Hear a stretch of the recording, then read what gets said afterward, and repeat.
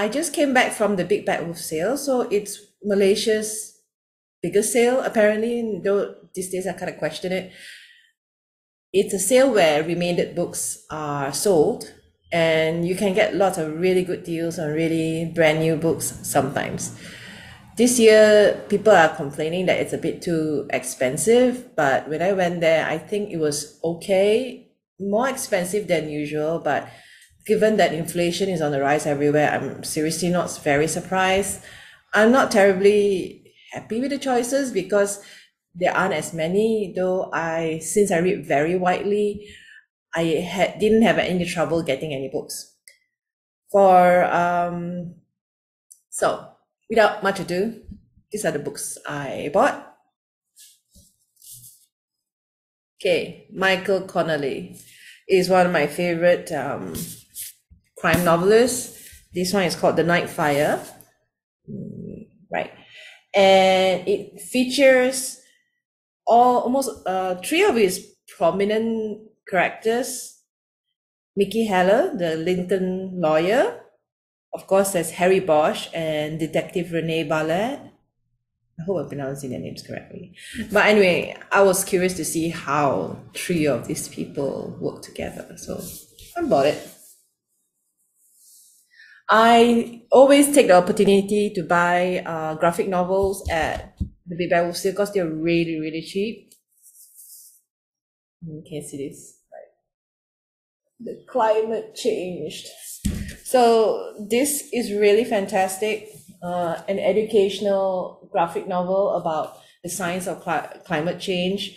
It won the jury prize at the 2012 Lion Graphic Novel Festival. So I bought it really affordably. I think it's about 20 ringgit or so. James S.A. Corey, Persepolis Rising. Okay, if any of you watch TV, the Expanse series, science fiction, it's based on the books by James S.A. Corey. So I was pretty happy to see this there because I have books 1 to 5. I don't have 6. And this is book 7. So cool, I just have one more book to get. Yay, Yep. So very happy that I got this. And affordably too because it's hardcover. Another graphic novel. Can you see this? Talent. So it's the story of this guy who was involved in an airplane crash. Everybody died on board except him, and he suddenly gains their knowledge and powers apparently. So I don't really know what this book is 100% about, but I'm enjoying it so far. Oh, this is such a fine. I'm a sucker for hardcover books.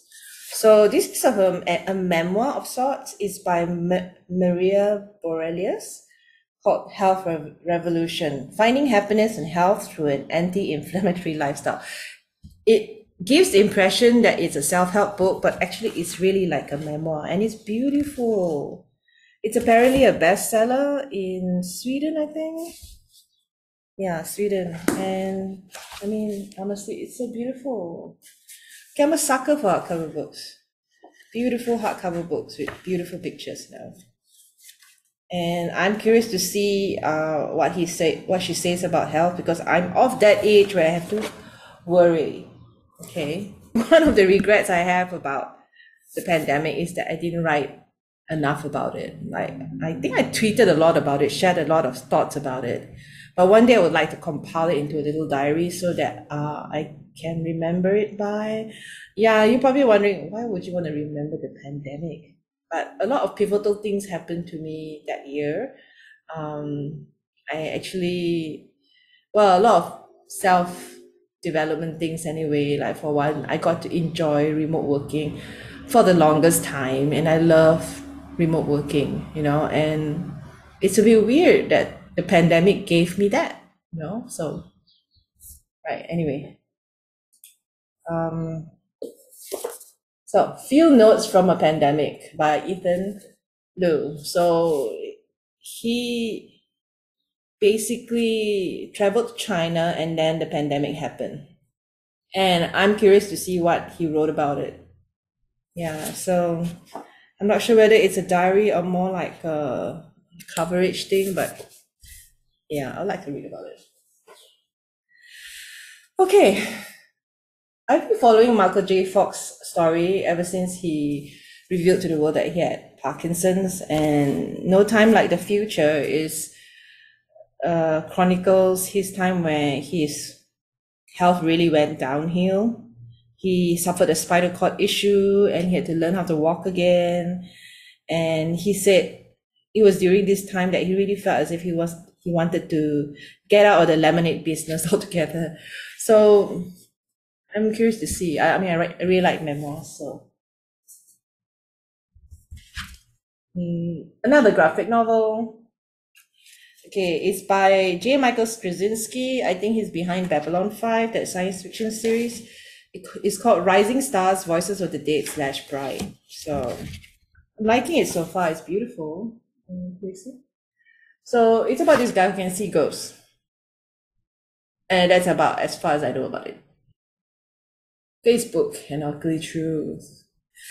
Okay, with Twitter dying and everything, my interest in corporate-owned social media has increased a lot, and I guess I'm kind of moving away more and more from social media, especially the ones owned by corporations, because of all the data mining stuff that they are doing, you know.